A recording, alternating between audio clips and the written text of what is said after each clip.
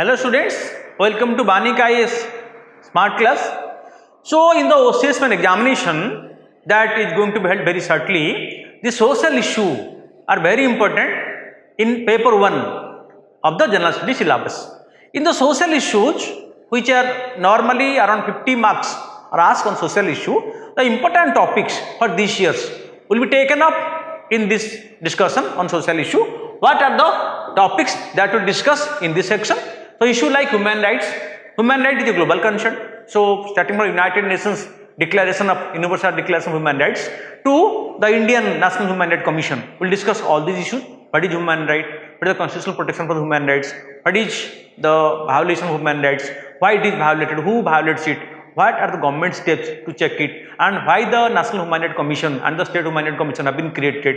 What is their mandate and how they have been created as the watchdog of human rights to protect the human, because they are born as human beings, so enjoy some inalienable and inherent rights. We'll discuss in that particular issue. Then we'll discuss corruption in public life. You know, corruption is a very big social issue in India. So everywhere we listen the term corruption, everywhere, as if it has been institutionalized in India. So why corruption? What led to corruption? So what are the steps taken by the government and what are the institutional mechanism created? The law made, the act passed by the parliament, and the institutional mechanism like the CVC, Central Vigilance Commission, the Lokpal at the center, the Lokayuk in the states, and other mechanism created to check corruption, because corruption is the biggest ill. Because in the corruption perception index published by the Transparency International, India's position is sliding day by day. That means although we are developing, but the level of corruption in our country is growing. So what are the steps taken to check corruption? We'll discuss in that. Then the third one will be child labor. You know, child is the future of the country. So he is supposed to get good education. He must be maintaining good health. So because he is the future of the country. But so we saw so many child laborers at each and every place, in the hotel, in the garage, in the restaurants. So in so many outlets, we just come across the child laborers. So when they are supposed to spend their time on academics to pursue their future, they are engaged in child labor. What are the causes of child labor? Why a child who is supposed to attend school, so he is skipping the school to do some labor which is injurious to his health and which makes his future totally black. So child labor, its causes, its impact, and what are the government steps to check child labor. So including recent developments in this segment we will cover in this child labor. Then comes communal harmony. So we are living in different communities, religious communities are there in the country, and so we are supposed to live in harmony, but at times this communal harmony is affected or is destroyed by some communal element through communal violence. What are the communal reasons for this communal violence, and what measures can be taken by the government, and what law agency has been created by the government to check this communal violence and maintain communal harmony will be discussed in this issue called the communal harmony. We will take one more issue called the drug abuse. This is what?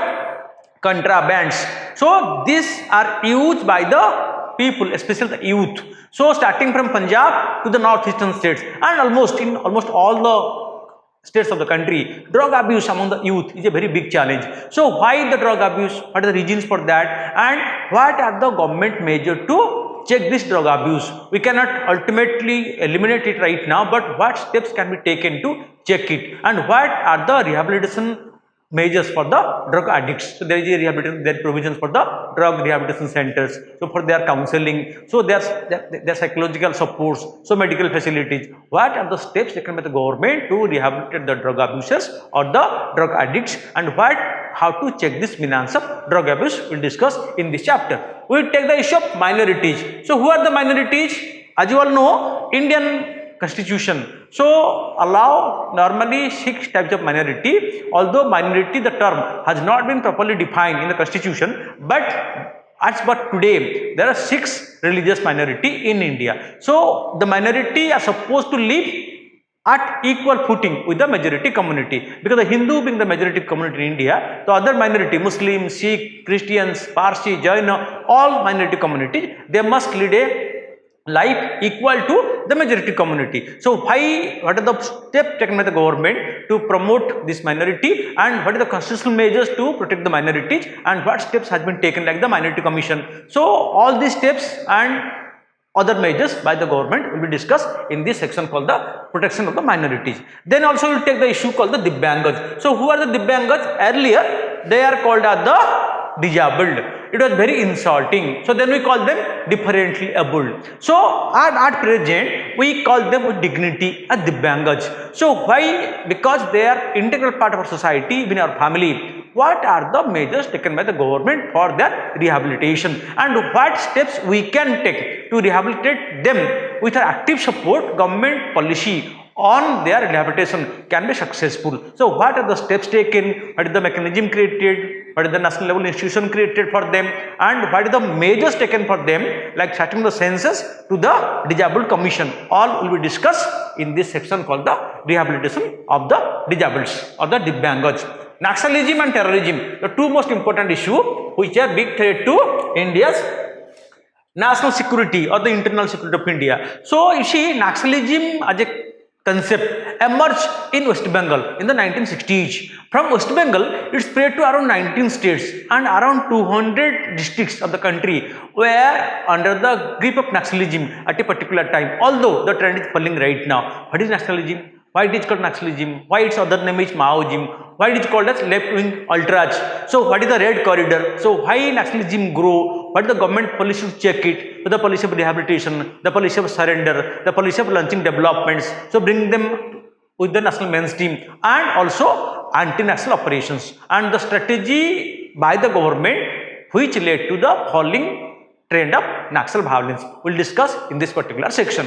And also terrorism. So terrorism is a global phenomenon. So terrorism at the global level, the terrorist groups, what are the causes of terrorism, the different terrorist groups, so the terror violence, and the law or provisions made by the central at the world level by the United Nations and by other government, other countries, and also at the national level. So in government of India, because India is the worst sufferer of terrorism. So since the days of terrorism that started in Khalistan, Punjab, till the present day in Jammu Kashmir. So terrorism is a very big issue in India because it is the biggest security challenge or internal security threat challenge to India. So what are the steps taken to check terrorism? What is the institutional mechanism created? What is the special force created? And what are the other steps taken in cooperation or coordination with other countries by India at the United Nations level, at the bilateral level with America, with Israel and other countries against terrorism. So these will be discussed in these sections, as well as at the end of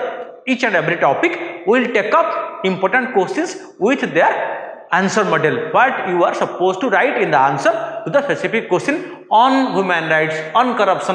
What are the important questions on corruption? How to write the answer into those questions? What are the important questions on child labor, and how you will be covering that particular questions? What are the different points that you have to add to specific questions on communal harmony, drug abuse? All these topics will be discussed, and at the end we will discuss the questions, and not only the questions but also how to write answer to them, the key concepts to write a better answer, or to make you confident that you can write a better answer in examination hall. They all will be dealt in this section.